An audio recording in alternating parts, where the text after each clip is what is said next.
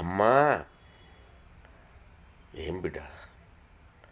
అవునమ్మా, మన ఇంట్లో పప్పు తక్కువే, బువ్వ తక్కువే, బియ్యము తక్కువే, డబ్బు తక్కువే. మరి మేమెందుకమ్మా ఇంతమంది పిల్లలు ఉన్నాము?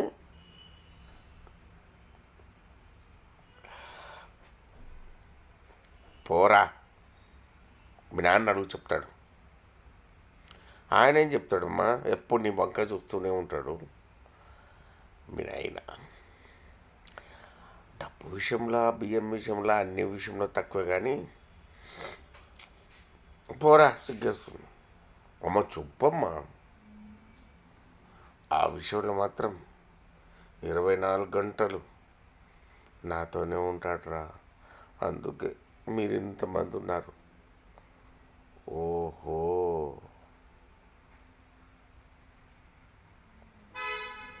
డాడీ, మమ్మీ, రేపు పొద్దున నా ఫ్యూచర్ కూడా ఇదేనా?